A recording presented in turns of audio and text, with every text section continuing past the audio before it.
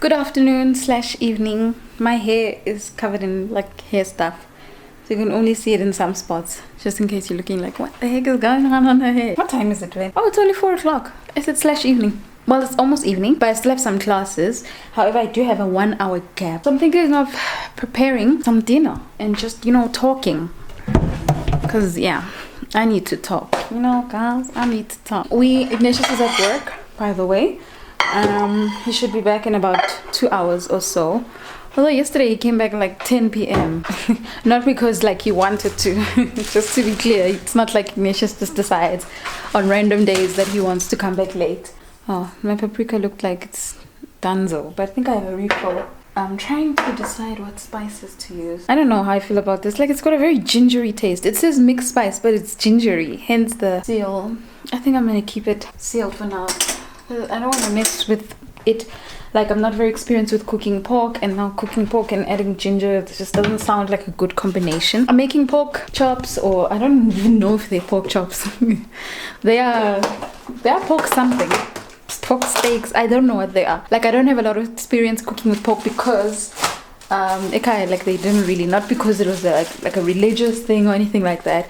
It just never happened. The only time, it wasn't even ekhaya, it was kamkhulu nogogo. When I passed matric, my grandfather slaughtered me a pig, which I couldn't eat. It's not that I don't eat pork or I think pigs are dirty. I love pork, but when I've seen it, like, it was just like, I saw you. Like, I don't want to see it. Even like when like mahlabeng kuku, I'm very uncomfortable, and it's not like a vegetarian. I don't know. It's just I don't want to see it. If I don't see it, I'll eat it. But like, if I see it, then I'll be like, But it was sweet of my grandpa to slaughter me a pig. I didn't, yeah. Anyway, my hands are so dry, bro, look at them. I think with Ignatius being at work, I've had a lot of time with my thoughts, thinking about this whole Black Lives Matter. Like, I don't even know. And I'm going to be very honest, not like I am ever dishonest on this channel. I'd like to think. I feel... I watched the video, and it was before a class. Like, I watched, I think, part of the video, and I watched all the covering. I'm trying not to get emotional. I watched the video and like the other coverage surrounding it. Like, I'm trying to make sense of it in my head. Like, I'm trying to understand like why. After watching that video, I was really like perplexed. Like, why do these things keep happening to us Black people? I've had a similar experience. Although it's not nearly as serious or as bad. Like, I'm tired. Like, honestly, I'm like for real, like, senzeni na. Like, honestly, it's not, I don't know how to explain it. I'm finding it hard to articulate myself. And usually, I don't have a problem with the words. But with this particular situation, like, I feel so strongly about it.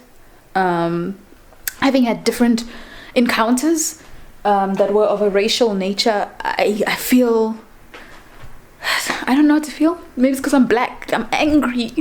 I'm so angry about, and like I said, I'm not trying to trivialize, but I'm trying to make it more understandable that this hits home for me, because I've also had a personal experience that could have had a different outcome, but it didn't. And here I am in my kitchen about to cry. Ignatius is telling me he's gonna have a late night at the office. I think it was like 4 or 5 years ago. Would people stop texting me? 4 or 5 years ago. Whoa! After New Dimension service, I don't know if I used to vlog then. I don't think so. But yeah, I opened the doors. New Dimension used to be in Secunda. And so we used to go there. And so New Dimension used to be about, maybe let's say, I don't know, about maybe 500 meters away from Ignatius's place. So every time after we had New Dimension Tuesday services, evening services, then I would drop him off and then drive home. At the time, I was still driving the City Golf. That particular evening, I dropped, I can't find my words today. As I was dropping off and saying goodbye, I could see like there was like a police car like on the edge, but I didn't like pay attention to it and stuff. And so like when I was driving home, I drove up the street, and then when I took a right after I took a right, like 3 police cars just like closed in on me.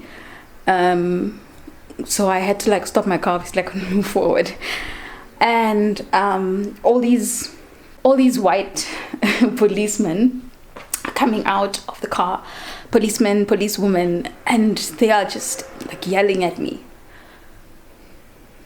I don't want to get emotional. I thought I was over this. I guess it's because I never speak about it that like oh, okay. So these policemen and policewomen, they come out, they're yelling, why did you do it? You know, why did you, you know, they're yelling at the same time. I'm not even hearing what they're saying. So I'm saying to them, I'm sorry, like I don't understand what you guys are talking about, so I'm not sure what you want me to say. And then they're like, yeah, who drives this car? So I'm like, I drive this car, like this is my car technically. So at the time I was going to school, but it was holidays if I'm not mistaken. And so I was going to university and it was holidays. And so like they're going on about it. They're like, yeah, no, you probably give your car to your boyfriend, and he's going around harassing schoolgirls when they walk from home. And I'm like, no, he's never driven this car, like never. I'm like, I'm the only person who drives this car and my dad, and this car's with me in Joburg majority of the time. So there's no way that this could have been done by me. Like, no, it is you. Like, they didn't even try to let me, like, they just decided. But at that moment, my thing was like, get out of here. Like, I didn't want to like cause trouble. I didn't want to fight. And usually like I'm very, like I am a stand up for yourself kind of person, but in that situation I just felt like, not here. There are like 3 police cars, plus minus maybe 5-6 cops, all of them white, and they brought the parents. Like if it really was that, who brings the civilian to the crime scene or the crime person? But anyway, so they were like yelling at me like non-stop, and I'm trying to explain. I'm like, I don't know what you guys are talking about. I come from church, like, and I'm trying to explain to them, and they're like, no, you're not fooling us. And they're like yelling, like I literally thought they were like gonna open the door and just drag me out of it. But I don't know what happened after that. Then they just were like, don't do it again. I'm like, but I don't know what I did. And so I drove the car forward, but I think when I got like, I think maybe 4 or 5 meters away, I couldn't carry on driving. I stopped the car and I just called my dad and I told him, you know, what happened. I was so emotional, not as emotional as I am right now, trying not to. And then I called my dad. I told him, you know, what had happened, and I called Ignatius when I got home, and we were gonna follow through. But at that moment I didn't look at like badges or badge numbers or names or anything. At that moment, like I was just like, I want to go home. Like if I'm going to be confronted about a crime, I want it to be done in broad daylight, or in a police station where there are other people, and not just one black girl against 6 cops and 6 moms and dads. Yeah, it's not the same. It really isn't. It had a different outcome, and I don't know what could have happened, but I'm just so frustrated. Why do these things have to keep happening?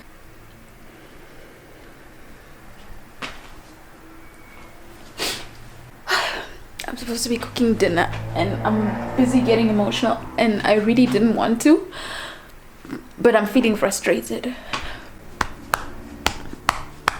I'm guessing all racial groups or all people face, you know, their own problems. It's just so unfair.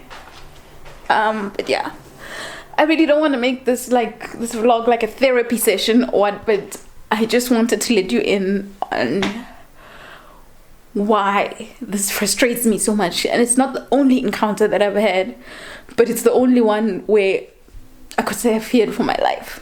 Yeah, I want to get into a happier mood, but guys, let's just continue to pray.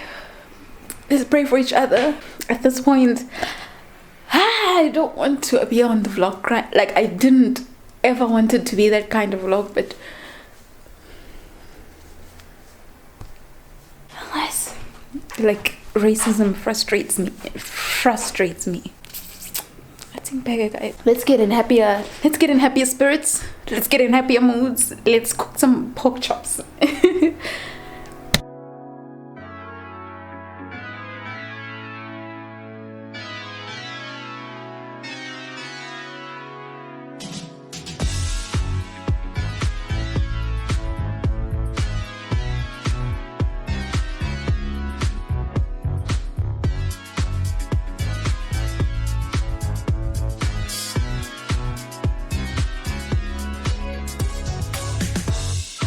But I'm gonna fold this laundry that I'm busy lying on.